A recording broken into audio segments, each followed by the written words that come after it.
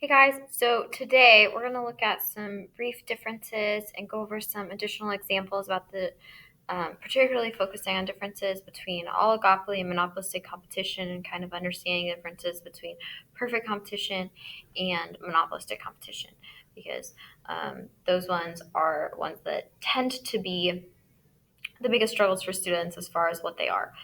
Usually, students do come in with a little bit of prior knowledge, even from just playing the game Monopoly about a Monopoly, right? You have one firm or business in Monopoly, and they're the only group that sell things. They have a very unique product, and so because they're the only firm, the only place to get that, they have the most market power, right? And then coming one step inside of Monopoly, you have oligopoly, right? Oligopolies, I know it's a little tricky to say, it's oligopoly, like oligarchy in government, right? Is a type of market structure that has few firms, right? So you're going to have at least two, not one, but at least two to, I would say, about five-ish, right?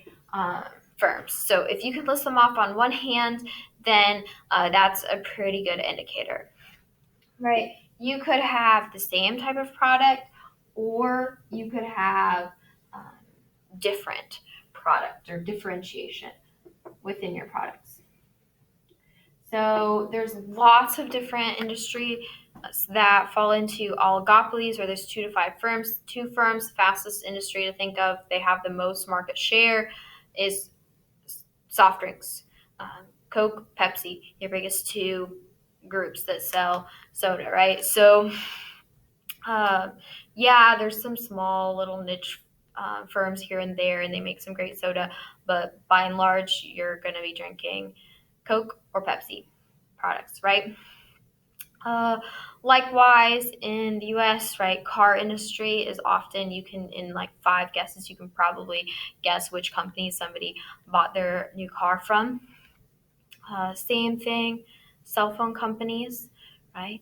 The carrier provider is going to be very quick. And in fact, they did something a few years ago that is very similar to how you see advertising. A few years ago, they had this commercial where it was like these digital balls that were like rolling down this like digital ramp, and it was like how fast their connections were for different things. And so then a couple weeks later, their competitor had like different colored digital balls that were rolling down this ramp about how fast and how good their connections were. And so they were like calling each other out very directly. And it's like, because in oligopoly, you have few firms, you know who your competitors are. So as long as there's a competition, then you often do call them out.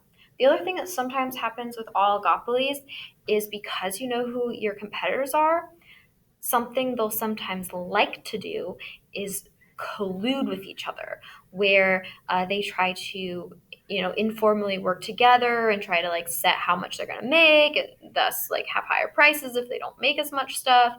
And if there's a formal agreement to do that, then that's called a cartel. Now, doing such things inside the US is illegal, but informally, for example, the airline industry also fits in here, has been busted for doing things like that before. Um, Ultimately, it's not something that usually like sticks for a very long period of time, even if there is some collusion, because eventually, if you're like keeping your prices at a certain point, in order to gain some profit and everybody's agreeing with it, what if you go just a little bit less? More people are going to come to you, right? So there's a lot of incentive to cheat on this agreement that's illegal, and so doesn't usually last super long, but it is something that we watch for, that oligopolies don't act like monopolies. Globally speaking, a really common example of a cartel that they do collude as far as how much they produce and the prices of things is OPEC, the oil industry.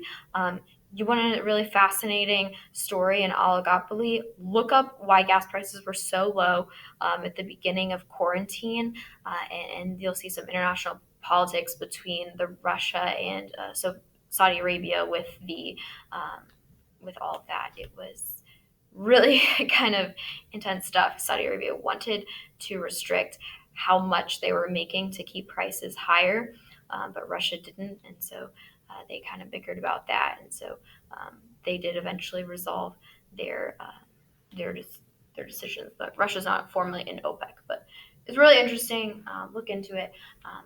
Be fascinated by that, I'm sure.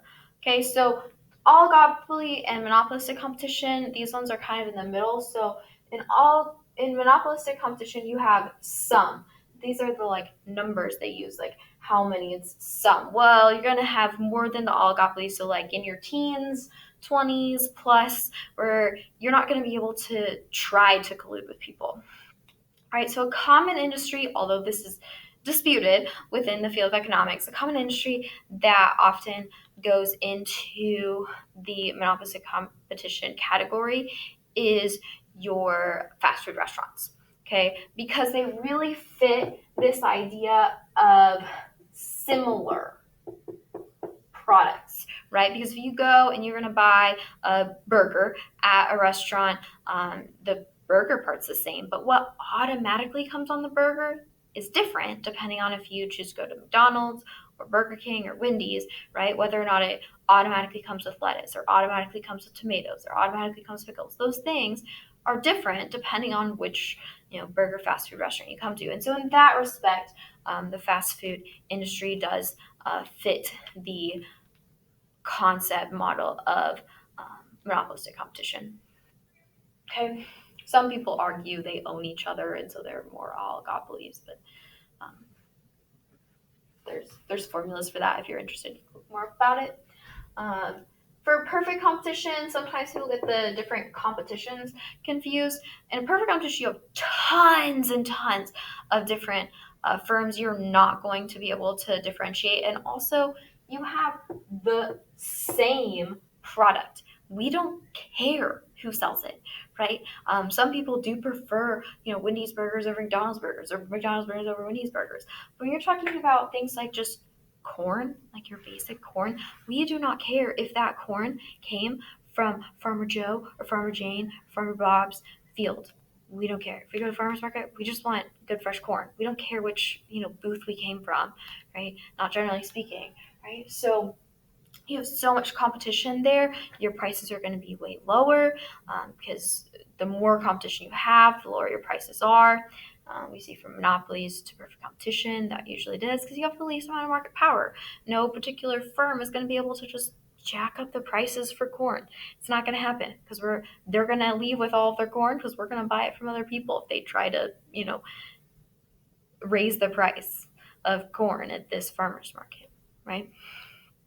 So, little brief overview, some additional examples, differences between perfect competition, monopolistic competition, and oligopoly and monopolistic competition. Those ones tend to be most commonly confused.